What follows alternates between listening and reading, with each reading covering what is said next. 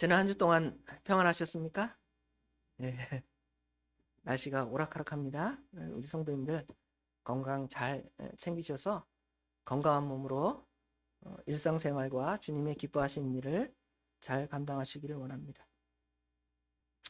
자, 오늘 6장 13절부터 20절까지 말씀을 통해서 우리의 씨름은 이라는 제목으로 하나님 말씀을 전하겠습니다. 우리의 씨름은 또는 우리의 싸움은, 더 크게 말하면 오늘 그 말씀 요약에 우리의 전쟁은까지 다 포함됩니다. 러시아 우크라이나 전쟁이 여전히 계속되고 있고요. 최근에는 다시 이스라엘과 미국이 이란과 전쟁을 하고 있습니다. 세상은 나날이 자국의 이익을 위해서 남의 나라를 침공하고 빼앗으며 죽고 죽이는 전쟁을 계속하고 있습니다. 왜 그럴까 생각을 해보면 결국은 인간의 타락으로 말미암아 인간이 자기만을 위하는, 자기 스스로 하나님이 되고 자기만을 위하는 그러한 생각이, 자기만의 이익을 위해 살아가다가 이게 이제 점점 집단화되죠.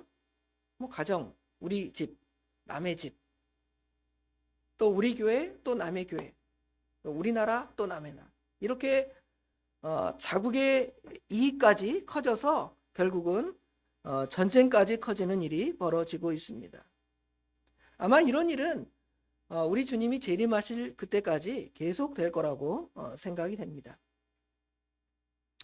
이러한 전쟁에 대해서 성경은 아주 부정적으로 묘사를 하고 있습니다.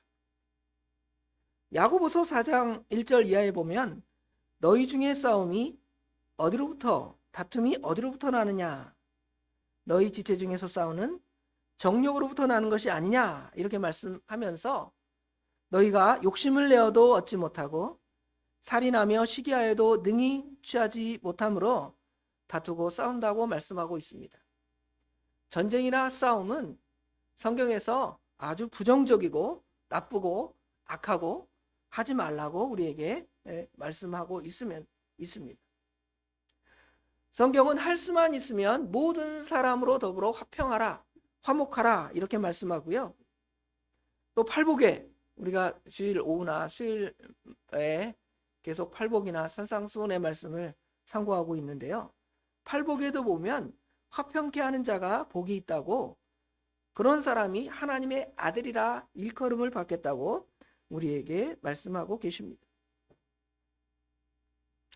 그럼에도 성경에는 우리가 이러한 싸움은 아니지만, 육체의 싸움은 아니지만 오늘 본문에서처럼 영적인 싸움을 싸워야 할 것을 우리에게 말씀하고 있습니다. 싸우라 그러죠. 오늘 본문 말고도 디모데서에는 영적 싸움, 선한 싸움을 싸울 것을 우리에게 권면하고 있습니다. 그래서 우리의 싸움이 과연 어떤 싸움인가, 우리의 씨름이 과연 어떤 씨름인가를 생각해보고 그 싸움을 잘 감당해야 돼요.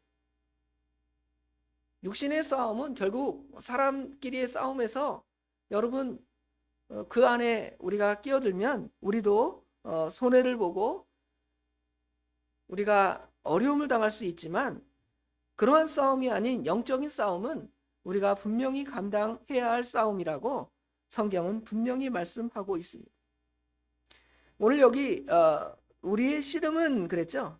여기 씨름이라는 단어를 언어적인 의미를 찾아보니까 뭐 영어로는 그냥 레슬링 그런 개념이 있지만 레슬링뿐만 아니라 격투, 서로 상대가 있어서 1대1로 싸우는 그런 것들이 다 이러한 종류의 싸움이나 운동, 그런 것들을 다 포함하고 있습니다. 두 사람이 서로의 상대편의 몸이나 이런 것들을 손으로 잡아서 넘어뜨리고 또 쓰러뜨리는 그러한 것들이 다 이런 종류의 싸움일 것입니다. 오늘날은 뭐 레슬링이나 유도, 뭐 격투기 종목 같은 그런 느낌이 들고요. 우리에게는 그냥 씨름, 우리는 뭐 천하장사 씨름, 뭐 이런 개념들을 생각하니까 번역이 씨름이라고 번역되어 있습니다. 그런데 그런 씨름이 단순한 씨름이 아닌 것이 그 다음에 나오는 여러 그 하나님의 전신갑주가 우리가 뭐 격투기를 할 때 전신갑주를 쓰지 않잖아요. 혹시 뭐 권투를 한다 할 때는 헬멧을 쓰기도 하지만 대부분의 이런 격투기 종목에서는 이런 자기 몸을 이렇게 보호할 수 있는 장비를 많이 갖추지 않고 씁니다. 그런데 여기 14절부터 18절에 나오는 하나님의 전신갑주는 그냥 단순한 씨름이나 싸움의 개념보다는 거의 전쟁에 가까운 그러한 준비를 하고 있음을 우리가 생각해 볼 수가 있습니다. 그래서 오늘 이 본문의 말씀을 통해서 우리의 씨름, 우리의 싸움, 우리의 전쟁이 과연 어떠한 것인가를 생각해 보는 귀한 시간이 되기를 원합니다. 첫 번째 대지로 우리 본문 말씀 요약에 있죠. 살펴보면 우리의 씨름, 우리의 전쟁의 특징이 어떤 것인가를 두 가지로 설명을 했습니다. 12절에 이것을 잘 묘사하고 있는데요. 12절의 말씀을 보면 우리의 씨름은 혈과 육을 상대하는 것이 아니요 통치자들과 권세들과 이 어둠의 세상 주관자들과 하늘에 있는 악한 영들을 상대함이라 이렇게 말씀하죠. 또 11절에도 마귀의 간계를 능히 대적하기 위하여 하나님의 전신갑주를 입으라 이런 표현을 보면 우리의 싸움이 어떤 특징을 갖고 있는가를 몇 가지로 볼 수가 있습니다. 첫 번째로 우리의 싸움은 혈과 육에 대한 것이 아니다 이렇게 설명을 합니다. 12절에 그러죠. 우리의 씨름은 혈과 육을 상대하는 것이 아니요. 혈과 육을 상대한다는 그런 의미는 우리 인간의 어떤 본성, 악한 본성을 가지고 싸우는 싸움, 그런 싸움이 아니라는 것이죠. 우리 인간은 타락된 본성을 따라서 늘 싸우고 다투고 시기하고 질투하고 경계하고 미워하는 것, 이런 것들의 싸움이 우리 안에 계속됩니다. 그러나 이러한 싸움이 우리가 싸워야 할 전쟁이 아닙니다. 이런 것들은 다 혈과 육을 상대하는 싸움이에요. 혈과 육은 뭐 피와 살을 말하는데 우리 대부분의 싸움이 다 그런 싸움이죠. 아까 전쟁 이야기를 처음에 시작했지만 여러분 가까운 사람들과의 싸움 아니면 우리 이웃들과의 싸움을 보면 대부분 다 혈과 육을 상대하는 싸움입니다. 자기 이익 조금만 손해가 나면 싸우는 싸움, 그런 싸움을 말하는 것이죠. 그러나 성도는 영이 살아났기 때문에 그 영으로 싸우는 싸움임을 우리에게 분명히 말해줍니다.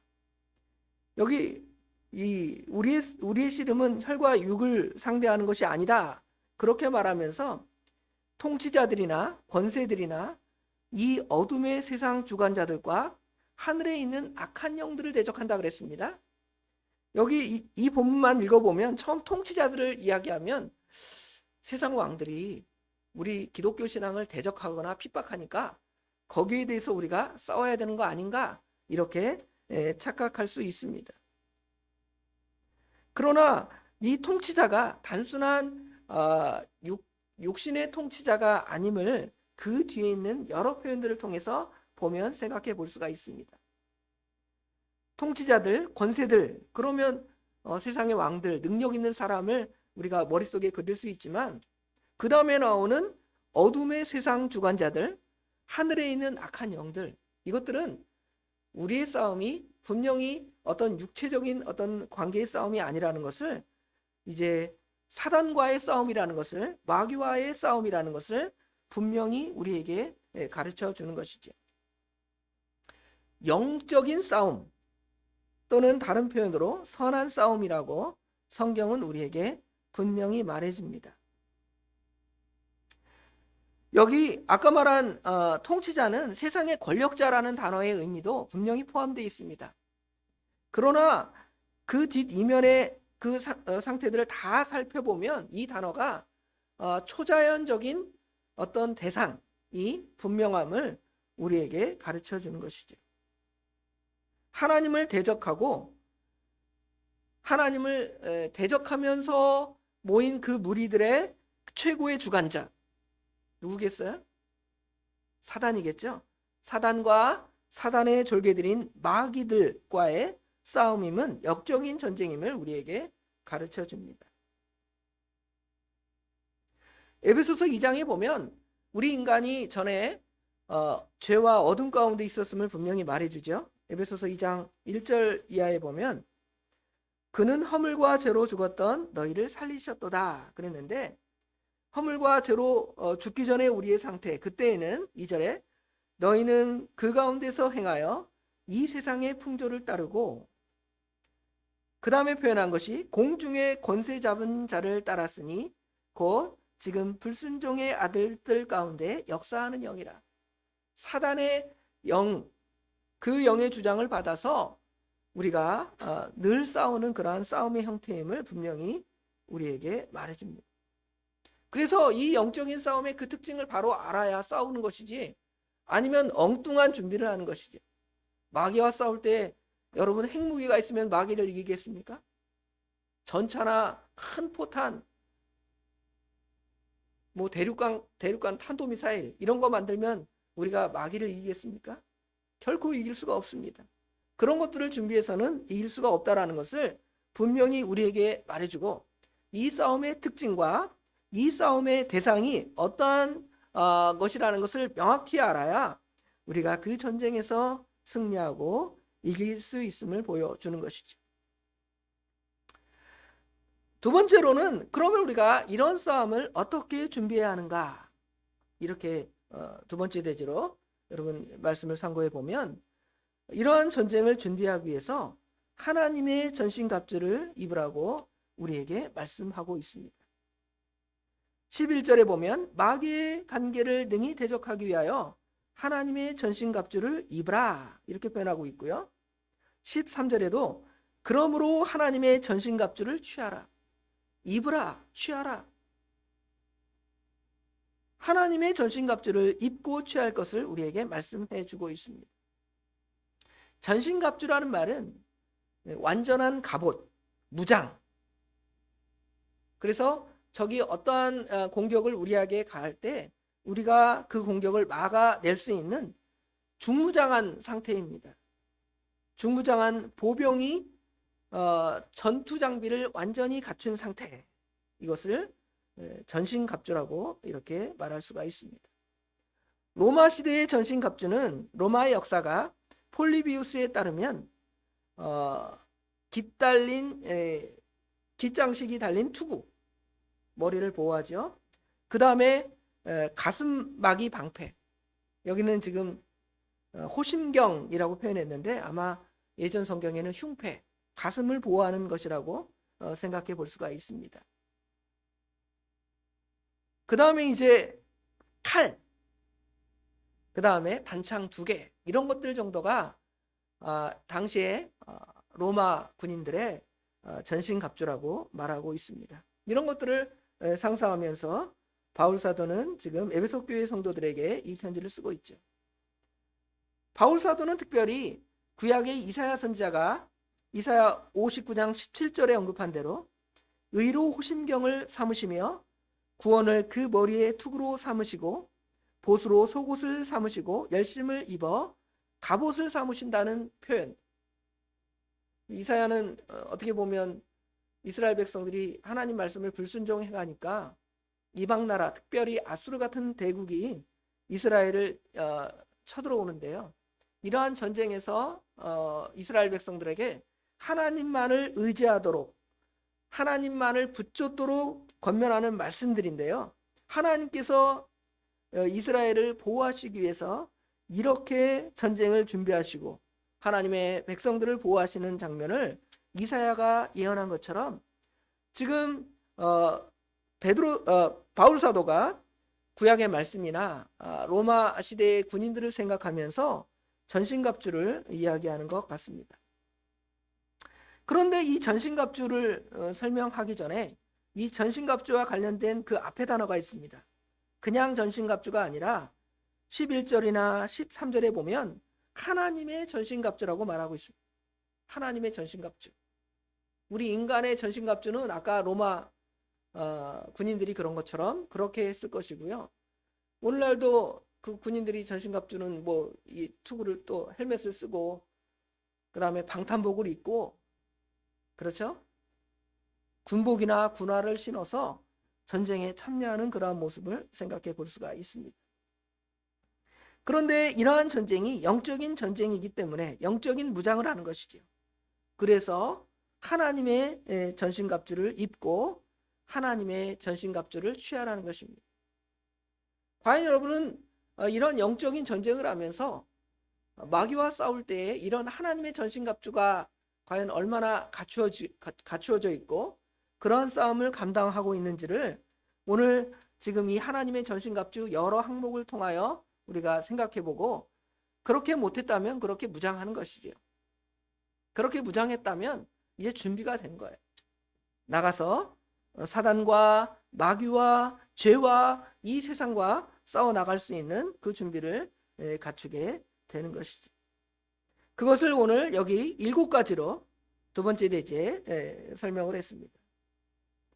첫 번째로 우리가 영적 무장을 할 것은 진리로 허리띠를 띠라는 것입니다. 여러분 허리띠 그러면 허리에 차는 벨트 정도로 여러분 생각할 수가 있을지 모르겠습니다. 그런데 여기 허리띠를 띠라는 것은 오늘날 생각하는 그런 벨트가 아닙니다. 마치 여러분 옛날에 그 권투 시합 하면 권투 챔피언이 이 벨트를 차잖아요. 벨트 찰 때 여기 허리에다가 막 이렇게 두르잖아요. 그렇죠? 그런 아주 넓은 그래서 허리를 탄탄히 받쳐주고 보호할 수 있는 심지어 아랫배까지 보호해주는 그러한 장구로 생각이 됩니다. 이런 것들은 이 허리를 보호해서 군인들이나 아니면 천하장사, 역도 선수들 이 허리 보호하는 이런 것들이 있어야 힘을 쓸 수 있잖아요. 그래서 안정된 자세를 취하고 그 자세를 통하여 필요한 힘을 내서 적들과 싸우고 이겨나갈 수 있는 그러한 것들을 우리에게 가르쳐 주는 것이죠. 그래서 진리로 너희 허리띠를 띠라 그랬는데요. 진리 없이는 우리가 가지는 어떤 지성이나 의지나 뭐 이런 것들을 이것들이 다 무용지물이 될 수 있다는 것을 보여줍니다. 진리의 말씀이 기초가 되어서 여러분이 가지는 모든 지정적인 그 모든 것들을 사용해서 적과 싸울 때에 흔들리지 않는 거예요. 진리가 없이 마음에 뜨거운 열정이 있거나 요동치는 의지가 있다 할지라도 정말 마귀와 싸울 때는 그것이 정말 허무맹랑할 수 있어요. 마귀는 우리의 감정을 완전히 이렇게 휘저어놓을 수 있고요. 진리가 없는 열심을 생각해 보세요. 이단자의 열심. 여러분 이단들처럼 열심히 전도할 수 있습니다. 추운 12월에도 막 영하 막 10도 내려가도 길에 서서 전도하는 거예요. 열정이 우리보다 훨씬 높죠. 그런데 무슨 열정이 없습니까? 진리에 대한 열정이 없잖아요. 헛된 싸움을 싸우는 것입니다. 그래서 우리는 늘 진리로 허리띠를 띠어야 할 것을 첫 번째 영적 하나님의 전신갑주로 우리에게 설명을 하고 있습니다. 두 번째로는 의의 호심경입니다. 호심경 옛날 성경에는 흉패라 그랬는데 금속으로 된 가슴판. 그래서 가슴만 싸는 것이 아니라 등도 싸서 적들이 화살이나 무기로 우리를 칠 때에 그것을 보호할 수 있는 것입니다. 우리 사람의 생명이 이 안에 보통 머리, 뇌사도 있지만 보통 심장이 가장 중요하죠. 심장을 공격받으면 죽을 수밖에 없는데 그 심장을 보호하기 위해서 안에 있는 모든 내장들을 보호하기 위해서 가슴에 이제 호심경, 흉패를 붙여서 싸우는 것입니다. 그런데 그의 호심경의 특징에는 의의 호심경이라고 말씀하고 있습니다. 의의 호심경. 이 의에 대해서 성경을 해석하는 다양한 해석이 있습니다. 이 의는 우리 주님께서 이루어진 정가된 의다. 이거는 뭐 우리가 어떤 의를 쌓아서 적을 이겨낼 수 없다. 이것이 어떤 정당한 해석일 수 있습니다. 물론 기본적으로 의의 호심경이라는 것은 바로 예수 그리스도의 그 의를 우리가 입어서 그 의로 이제 당당히 그 전쟁에 나갈 수 있지만 이제는 그 의를 입었기 때문에 이 말씀은 하나님의 그 택한 백성들에게 주신 말씀이라고 1차적으로 생각이 됩니다. 그렇죠? 예수 그리스도의 의를 덧입은 사람이라면, 왜냐하면 이 에베소서의 구성이 1장부터 3장까지는 우리가 어떻게 구원을 받는가에 대한 교리적인 내용이라면 4장부터 6장까지는 구원받은 성도들이 어떻게 살아갈 것인가에 대한 삶의 어떤 지침들을 설명해 주는 것이기 때문에, 마찬가지로 여기 의의 호심경이라는 것은 당연히 예수 믿는 사람들은 예수 그리스도의 전가된 의가 우리를 다 입고 있기 때문에, 그 의를 입었기 때문에 우리는 다른 것으로 의롭다함을 얻는 것이 아니라 오직 예수님을 믿음으로 의롭다 하심을 얻습니다. 이렇게 다 고백을 하죠. 그런데 그 의를 입었기에 우리는 성령의 능력으로 그 의를 적극적으로 취해 나갈 수 있는 것이죠. 그러니까 아예 이런 우리의 의를 행함에 대한 이야기는 전혀 없다 이렇게 말할 수는 없어요. 물론 그 의도 하나님이 주신 능력으로 우리가 능동적으로 행하기도 하지만 그 의를 행할 수 있는 능력도 사실은 성령 하나님이 주시는 것입니다. 그럼에도 이 의는 무조건 예수님께서 우리에게 주신 의만이다 이렇게 말하기도 어려운 것이, 우리 성도가 의롭게 살아야 할 중요한 하나님의 명령이 분명히 있기 때문에 그러합니다. 그래서 여기 보면 의의 호심경으로 우리를 이제 보호하는 것이죠. 악한 것들이 우리를 공격하지 못하도록 그렇게 전쟁을 감당해 나가는 것입니다. 세 번째로는 평안의 복음의 신입니다. 평안의 복음의 신. 어떤 사람들은 이 평안의 복음의 신을 해석할 때 이 복음을 선포하기 위해서 준비된 어떤 신발, 내가 신발을 신고 하나님의 복음을 열심히 전해야 되겠다, 이런 식으로 이 본문을 해석하는 경우도 있기는 하지만, 오히려 이 말씀은 평안의 복음에 준비한 것, 결국은 예수 믿는 사람들은 그 평안의 복음이 우리 안에 있기 때문에 그 마음으로 준비된 상태에서 신발을 신으라는 것이죠. 전쟁에 참여할 때 얼마나 불안하겠습니까? 어제 뉴스 이렇게 보니까 저쪽 중동에서 전쟁이 일어나니까 우리나라 사람들이 귀국을 하잖아요. 막 귀국을 하는데 부모님이 돌아오는 그런 그 공항에서 부모를 딱 맞닥뜨리는데 엄마 돌아왔다, 또 아니면 우리 자녀가 돌아왔다, 그런 것들 때문에 거기서 어떤 마음이 들어요? 이제 마음이 평안과 안위함을 얻잖아요.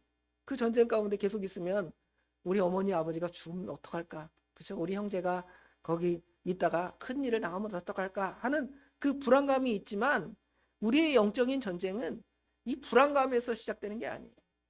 평안함으로 싸우는 것입니다. 기초가 평안이에요. 예수 그리스도의 평안을 가지고 저 적들과 담대하게 싸워 나가는 것입니다. 그런 측면에서 보면 평안의 복음이 준비한 것으로 신을 신으라는 것은 우리가 예수님을 믿음으로 말미암아 얻는 참된 영적인 그 평강을 가지고 신을 신고 이 영적인 전쟁에 참여함을 보여주는 것입니다. 물론 그렇다고 그래서 우리가 이러한 신을 신고 가서 무엇을 하느냐의 측면은 분명히 하나님의 복음을 전하는 게 있겠죠. 그렇죠? 그럼에도 지금은 여기는 영적인 전쟁이니까 사단과의 싸움, 죄와의 싸움, 마귀와의 싸움에서 우리가 늘 예수 그리스도께서 주시는 참된 위로와 평안을 가지고 이 전쟁에 참여해야 할 것을 우리에게 가르쳐주고 보여줍니다. 네 번째로는 믿음의 방패입니다. 방패는 단순하게 아까 말하는 그 흉패? 호심경 개념보다 이 전신을 보호할 수 있는 그런 방패의 개념으로 이해할 수 있습니다. 그리스도를 절대적으로 신뢰할 수 있는 그 믿음을 가지고 우리가 영적인 전쟁을 감당해야 할 것을 보여주는 것입니다. 하나님을 신뢰하는 것. 이 믿음에 대한 이야기를 전에 했죠. 내가 하나님을 믿습니다. 내가 하나님을 믿습니다 할 때 그 믿음이라는 것이 단순하게 입으로 고백할 수 있는 그러한 믿음 정도의 수준이 아니라 하나님을 전적으로 신뢰하는, 그래서 하나님이 없으면 우리가 살아갈 수 없음까지도 포함하는 신뢰를 포함하는 것이지. 그런데 그 신뢰가 지금 믿음의 방패로, 그런 믿음이 있으면 그것이 방패가 되어서 하나님의 말씀을 이제 흔들고 우리가 그 신앙 안에 서는 그것을 무너뜨리려는 여러 가지 역사들이 있습니다. 핍박이나 하나님의 나라와 교회를 위해 싸우려면 이런 핍박들이 있습니다. 의심, 내가 과연 이것이 이렇게 하는 것이 옳은가? 그런가? 이런 의심의 마음을 우리 가운데 주기도 합니다. 또 우리가 영적인 전쟁을 하다 보면 늘 이기고 승리하는 것이 아니라 질 때도 있으니까 절망하죠. 또 우리를 유혹합니다. 네가 그 싸움 싸워서 얼마나 얻겠다고 그렇게 싸우느냐. 이런 것들을 다 물리칠 수 있는, 전신을 보호할 수 있는 믿음, 예수님을 믿는 그 믿음이 우리 가운데 있으면 이러한 여러 공격들을 우리가 담대히 막아낼 수 있고 이길 수 있고 승리할 수 있음을 우리에게 보여주는 것이죠. 다섯 번째로는 구원의 투구입니다. 투구는 일반적으로 머리를 보호하는 것이죠. 우리 머릿속에 어떠한 생각을 가지고 싸우는가? 특별히 하나님의 신뢰에 대한, 또 특별히 우리가 결국은 이 전쟁이 하나님께 속하였다고 그랬으니까. 다윗이 골리앗과의 싸움 가운데서 고백하는 것이 전쟁은 여호와께 속하였은즉 하나님이 이기게 하시면 승리한다는 그 확신이 이 머리 가운데 있는 거예요.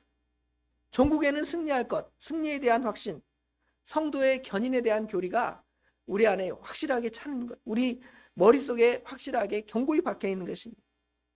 그것을 가지면 우리가 하나님의 전신갑주를 온전히 입어 나갈 수가 있는 것이. 여섯 번째로는 성령의 검입니다. 성령의 검은 우리가 유일하게 적을 공격할 수 있는 무기입니다. 여러분, 우리가 다른 무기로 사람을 공격하면 큰일 나요.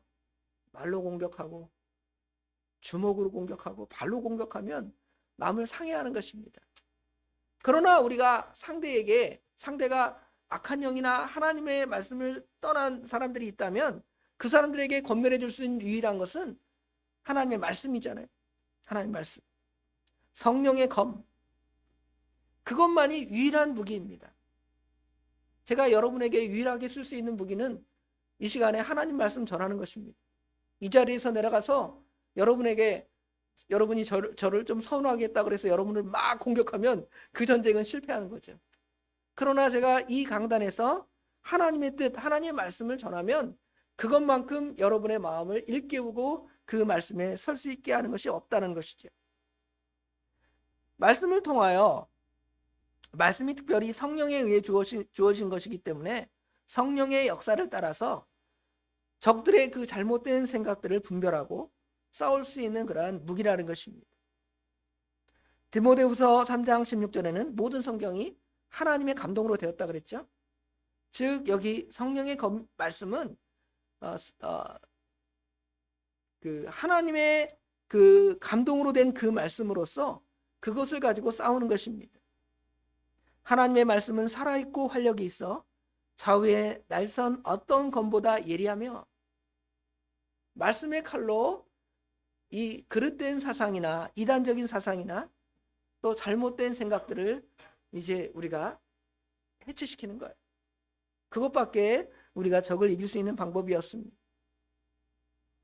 이렇게 무장된 사람들은 사람의 괴술이나 간사한 유혹에 빠져 흔들리는, 미혹되는 그러한 상태가 아닙니다.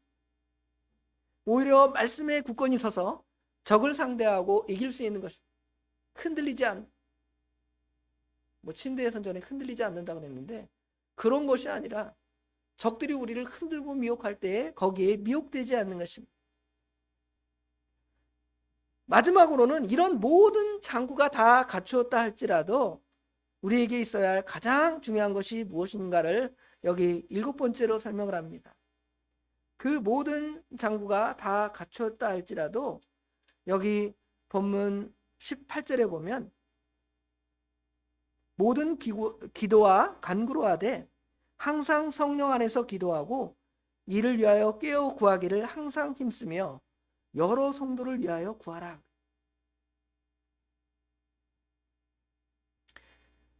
기도는 왜 말씀했을까요? 여러 무기들을 막 설명하다가 마지막 기도를 얘기합니다. 마지막에 왜 기도를 얘기했을까요?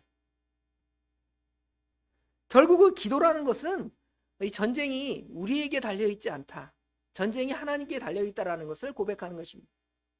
여러 무기를 다 갖추고 여러분이 다 준비했다 할지라도 이 전쟁이 하나님께 속하였고 하나님이 승리하게 해준다는 그 신뢰가 없으면 질 수밖에 없습니다. 그런 것들을 확실히 일깨우고 가르쳐 주는 것은 기도밖에 없습니다. 항상 기도하고 무시로 기도하고 늘 기도해야 하는데 기도는 결국 나의 힘으로 이 전쟁을 감당하는 것이 아니라 하나님이 주신 힘으로 하나님의 능력으로 이 전쟁을 감당할 것을 우리가 고백하는 것입니다. 신앙 고백하는 거예요. 여러분 사도신경 신앙 고백을 예배 전에 하는 것처럼 우리가 하나님 앞에 그런 고백을 하고 전쟁을 시작합니다. 전쟁은 하나님께 속해 있습니다. 내가 나가 싸울 때 주님께서 분명히 나를 이 전쟁에서 이기게 해줄 것입니다 라는 확신을 우리에게 무엇을 통하여 주시냐면 기도를 통하여 주시는 거예요. 말씀을 통하여 주시기도 하시지만 그 말씀이 성령 안에서 역사하려면 우리가 기도가 필요한 거예요. 기도에는 이런 이유가 나갈 수 없다고 하잖아요. 이런 것들을 통하여 주님이 주신 능력을 통하여 이제는 우리가 무슨 일을 합니까? 이 영적인 전쟁을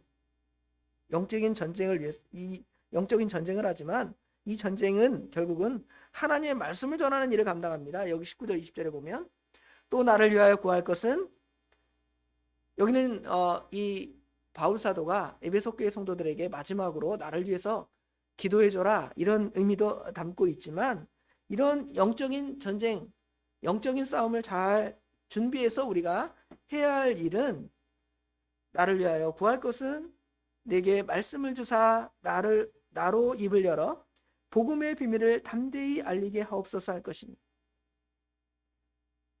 이런 전쟁을 잘 준비해서 우리가 할 일은 하나님의 말씀 복음을 선포하는 것입니다. 이 봄이 되어서 전도를 곧 시작하려고 하는데 이 전도를 시작하면 전쟁이죠. 받으려는 사람 없습니다. 또 그것만도 다행이에요. 뭐 대적하지 않고 싫어하고 가면 모르겠지만 복음을 전하면 대적하는 사람들이 있습니다. 나에게 왜 이런 전도지를 주느냐고 하면서 대적하고 반대하는 사람이 있습니다. 바울 사도는 이 일을 하다가 쇠사슬에 매인 사신이 되었다 그랬잖아요. 하나님의 사신이지만 사신이 이제 쇠사슬에 매여서 이 에베소서는 우리가 잘 아는 대로 옥중서신이니까 감옥에 갇혀서 편지를 쓰는 거예요. 그렇죠?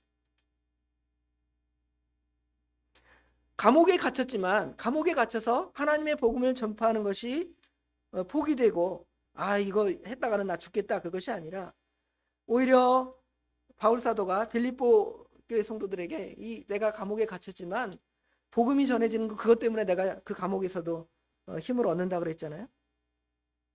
바울 사도가 감옥에 갇히니까 어떤 사람은 바울을 대적하다가 내가 이제 바울처럼 전도해야 되겠다 이런 마음으로 전도했지만 바울은 하나님의 말씀 전해지는 것으로 나를 대적한다 할지라도 하나님 말씀을 전해주는 그것으로 기뻐한다 그랬습니다. 그래서 빌립보서에는 기뻐하라 그러잖아요. 감옥에 갇힌 사람이 기뻐하라고 권면합니다. 여러분 감옥에 갇혀 있지 않잖아요. 이런 목적으로 하나님께서 우리가 이러한 전쟁을 잘 준비하도록 우리에게 권면하신 것입니다. 마지막 대주로 우리가 승리자가 되어야 할 이유를 여기 13절에 설명을 합니다. 13절을 다시 보면 제가 읽겠습니다. 그러므로 하나님의 전신갑주를 취하라. 이는 악한 날에 너희가 능히 대적하고 모든 일을 행한 후에 서기 함이라. 이렇게 말씀합니다. 첫 번째는 우리의 상태가 어떠한 상태임을 정확하게 인지하는 거예요. 대적하는 상태에 있습니다. 우리가 저기 철책선에 서 있는 군인들을 생각해 보면 그 사람들은 지금 우리가 북한과 대치돼 있다 이런 상태를 명확히 알잖아요. 우리는 어떻습니까? 깨어있지 않으니까 이런 상태를 깨닫지 못하는 거예요. 그런 상태를 깨달아야 이제 적과 싸워서 이길 거 아니에요? 그리고 이 전쟁에서 승리하고 승리자가 되면 이제 어떻게 되냐면 그 모든 일을 행한 후에 서기 위함이라. 승리하고 하나님 앞에 설 수가 있는 것이죠. 주님 앞에 부끄럽게 서지 아니하도록 우리가 이러한 전쟁들을 잘 감당해 나가는 것입니다. 이러한 전쟁을 잘 감당하는 자만이 이제는 주님 앞에 설 때 우리 성도들은 공심판을 받지 않지만, 최후의 심판을 받지 않지만 성도의 상급 심판, 사심판 때에 서서 주님 앞에 잘했다고 인정받는 것이죠. 잘 싸웠다. 너 영적인 전쟁 잘 싸웠다. 그런 소리를 들어야 될 거 아닙니까? 부끄러움을 당하지 않아야 되는 거 아닙니까? 과연 우리는 이러한 영적인 전쟁에 대해서 얼마나 생각하는지를 좀 생각해보고 이 말씀을 맺겠습니다. 첫 번째로는 아까 말한 대로 싸움의 상대를, 대상을 정확히 하려는 것이죠. 영적인 전쟁이다. 우리 싸움은 혈과 육에 대한 싸움이 아니다. 두 번째로는 내 힘이 아닌 하나님의 무기. 내 무기를 준비해서 싸우면 실패할 수밖에 없지만 하나님의 무기, 아까 말한 전신갑주 7가지를 말씀드렸습니다. 이것으로 우리가 무장을 해야 되고요. 그 다음에 그 전쟁 후에는 우리가 하나님 앞에 당당히 서야 될 거 아닙니까? 견디는 것입니다. 갑자기 군대에서 한 구호가 생각나요. 쉬는 시간에 참고 견디어 이렇게 해요. 참고 견디라는 거예요. 참고 견뎌서 우리 주님 앞에 설 때에 부끄럽지 않도록 그러한 영적인 싸움을 잘 감당해 나가는 저희들이 되기를 원합니다. 그러나 교만하지 마십시오. 내가 선 줄로 하면 어떻게 돼요? 무너질까 조심하라고 그랬잖아요. 이렇게 생각하면서 하나님이 나를 세우신다 이렇게 생각하시고 잘 그 영적인 싸움을 감당해 나가는 저와 우리 예수님께 모든 성도님들이 되시길 주님의 이름으로 축원합니다. 기도하겠습니다. 아버지 하나님, 은혜와 사랑을 진심으로 감사합니다. 오늘도 거룩한 주님의 날을 허락하사 저희들을 모아서 하나님께 예배하며 하나님을 섬길 수 있도록 은혜를 주시고, 이 세상이 전쟁으로 혼란하고 많은 사람을 두렵게 하고 이 앞날이 어떻게 될까를 염려하게 되는 그런 상황이지만 저희들은 그런 싸움 때문에 고민하는 것이 아니라 우리에게 주신 영적인 싸움들을 아버지 하나님 잘 준비하고 싸워서 주님 앞에 설 때에 부끄러움을 당하지 않을 뿐만 아니라 아버지 하나님 하나님의 능력을 나타내므로 많은 사람들에게 복음을 선포하는 그 일, 하나님의 나라를 확장하는 그 일에 저희들이 귀한 도구로 쓰여질 수 있도록 우리 하나님 친히 도와주시옵소서. 여지까지 지고 패배한 것들은 다 뒤로 밀리게 하시고 우리 예수님께서 승리하게 하시겠다는 그 약속의 말씀을 의지하면서 나가서 승리하는 저희들이 될 수 있도록 우리 하나님 친히 도와주시옵소서. 모든 것 우리 주님께 맡깁니다. 우리 주님께서 함께 하실 줄 믿사오며 예수님의 이름으로 간절히 기도드리옵나이다. 아멘.